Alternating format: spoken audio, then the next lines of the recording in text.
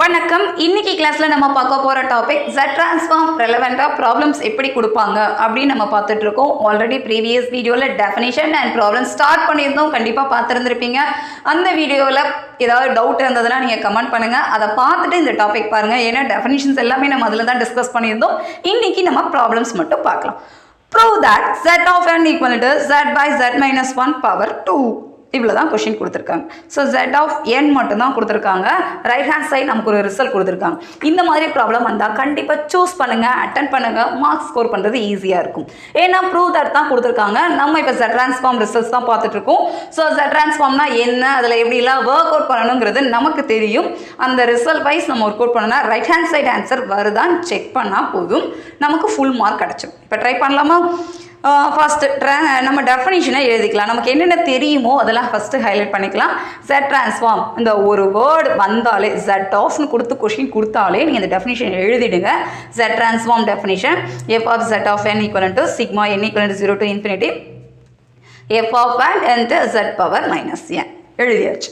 இப்போ நமக்கு left hand side என்ன கொடுத்துருக்காங்க? Z of n. So consider Z of n equal to sigma n equal to 0 to infinity n into Z power minus n. இங்கே n கொடுத்துருக்கனால நம்ம அதே ஃபங்க்ஷனாக எடுத்துக்கலாம், அவ்வளோதான். அடுத்து என்ன பண்ணலாம்? இந்த Z power minus nங்கிறத நம்ம நெகட்டிவாக இல்லாமல் பாசிட்டிவாக எழுதிக்கலாமா? ஸோ பாசிட்டிவாக எழுதுனீங்கன்னா 1 by Z power n எழுதியாச்சு. வேறு எதுவும் கேன்சல் பண்ண முடியாது, ரெடியூஸ் பண்ண முடியாது. ஸோ அடுத்து இந்த சிக்மாவை எக்ஸ்பேண்ட் பண்ணுங்கன்னு அர்த்தம். ஸோ என்னோட வேல்யூ 0வாக இருந்ததுன்னா என்ன அர்த்தம்? 0 into something 0, அதனால் விட்டுறலாம். அடுத்து n equal to 1ஆக இருந்தால் 1 into 1 by Z power 1. அடுத்து 2ஆக இருந்தால் 2 into 1 by Z power 2 up to இந்த மாதிரி எழுதியாச்சு. எல்லாத்துலேயுமே பாருங்கள் 1 by Z கண்டிப்பாக வரும். ஸோ காமனாக எடுத்துருங்க. எடுத்ததுக்கு அடுத்து நம்மளுடைய ரிசல்ட் என்ன வரலாம்? 1 plus 2 into 1 by Z plus 3 into 1 by Z whole square இந்த மாதிரி வரலாம்.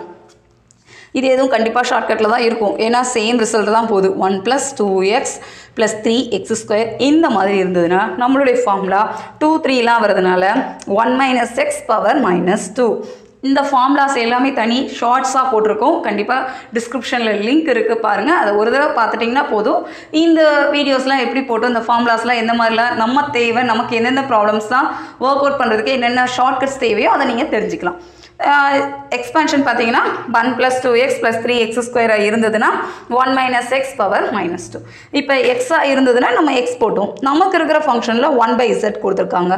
ஸோ 1 by z 1 minus இந்த ரிசல்ட் பதில் என்ன பண்ணிக்கலாம்? 1 by z whole square. அவ்வளோதான். இதை ரெடியூஸ் பண்ணுங்கள். ரெடியூஸ் பண்ணால் என்ன வந்திருக்கலாம்? 1 by z z square by z minus 1 whole square வருமா? தட் இஸ் பவர் மைனஸ் 2ல் இருக்குது. ஸோ பவர் மைனஸ் 2ல் இருக்கிறப்போ நம்ம ரெசிப்ரோக்கலாக எழுதிக்கலாம். பட் அதுக்கு முன்னாடி இதை எல்சிஎம் எடுத்துருங்க. Z minus 1 by Z whole power minus 2ன்னு வரும். ஸோ மைனஸ் 2வை நம்ம கீழே கொண்டு வரப்போ ப்ளஸ் 2 ஆகும். அப்போ ரெசிப்ரோக்கலாக மறைச்சினா Z by Z minus 1 whole power 2. தனித்தனியாக ஸ்கொயர் போட்டுக்கோங்க. Z square Z minus square இங்கே 2 ஸ்டெப் எழுதிட்டு எழுதிக்கலாம். அடுத்து என்ன பண்ணலாம்? Zக்கு ஒரு Z கேன்சல் பண்ணிடுங்க. So Z by Z minus 1 whole square. Hence the claim. இதுதானே நமக்கு ரைட் ஹேண்ட் சைடாக இருக்குது ரிசல்ட்டில். ஸோ அவ்வளோதான் நம்மளுடைய ரிசல்ட்டு. கரெக்டாக வந்துட்டு இந்த ப்ராப்ளத்தில் பாருங்கள், நமக்கு Z of n கொடுத்தாங்க. Sigma n into Z of minus n எழுதியாச்சு. So n into 1 by Z power n இதை எக்ஸ்பேண்ட் பண்ணியாச்சு. அப்போ 1 by Z plus 1 into expand பண்ணோம். எக்ஸ்பேண்ட் பண்ணதை ஷார்ட்கட்டாக மாற்றணும். இதுக்கு ஏதாவது எக்ஸ்பேன்ஷன் ஃபார்முலா இருக்கான்னு பார்த்தீங்கன்னா 1 minus x power minus 2 அதுக்கு ஏற்றபடி ரெடியூஸ் பண்ணாலே போதும். we get the answer. Next ஒரு ப்ராப்ளம் பார்க்கலாம். Find Z of 1 by n. So Z of 1 by n-க்கு எப்படி பார்க்குது? அதே ப்ரொசீஜர் தான், பார்க்கலாமா? So Z transform definition first எழுதிக்கலாம். Sigma n equal to 0 to infinity f of n Z power minus n.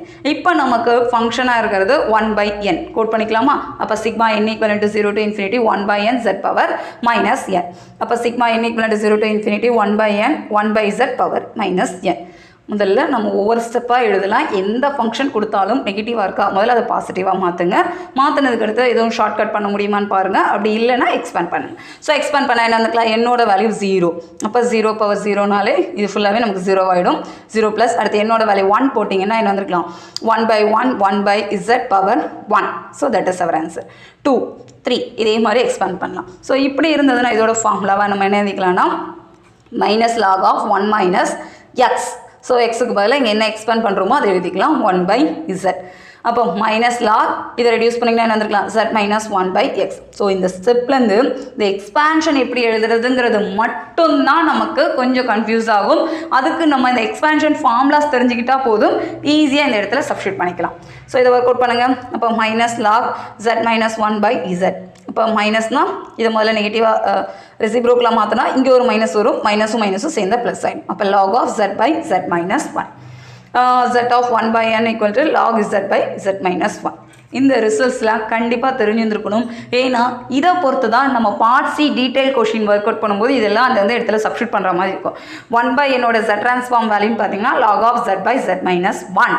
இதை மட்டும்தான் நம்ம ஹைலைட் பண்ணுற மாதிரி இருக்கும். ஸோ கொஞ்சம் ஸ்டெப்ஸ்லாம் என்னென்ன இருக்குது, என்னென்ன ஃபார்முலாஸ் யூஸ் பண்ணுறோங்கிறது மட்டும் தெரிஞ்சுக்கிட்டால் நமக்கு யூஸ்ஃபுல்லாக இருக்கும். இன்றைக்கி கிளாஸில் 2 ப்ராப்ளம் பார்த்துருந்தோம். இந்த 2 ப்ராப்ளம் உங்களுக்கு ஹெல்ப்ஃபுல்லாக இருந்திருக்கும். கண்டிப்பாக வீடியோ ஃபுல்லாக பாருங்கள், பார்த்துட்டு ஒரு தடவை எழுதி பாருங்கள். ஏன்னா ஸ்டெப்ஸ் ரொம்ப ரொம்ப கம்மி. ஸோ ஸ்டெப்ஸ் கம்மிங்கிறப்ப அதில் என்ன ஃபார்முலா எடுத்திருக்கோம், எப்படி ஷார்ட்கட் பண்ணியிருக்காங்க, அதுதான் நமக்கு தேவை. ஸோ நீங்கள் எழுதி பாருங்கள். உங்களுக்கு ஏதாவது டவுட் இருந்ததுன்னா கமெண்ட் பண்ணுங்கள். இல்லை kanidapazhai@gmail.com மெயில் ஐடிக்கு உங்களுடைய டவுட்டு ஃபோட்டோ எடுத்து எங்களுக்கு ஷேர் பண்ணுங்கள். we will explain to you. Problems next வீடியோவில் பார்க்கலாம். சப்ஸ்கிரைப் பண்ணுங்கள், உங்கள் ஃப்ரெண்ட்ஸ் எல்லாருக்கும் நம்ம சேனலை ஷேர் பண்ணுங்கள். தேங்க்யூ.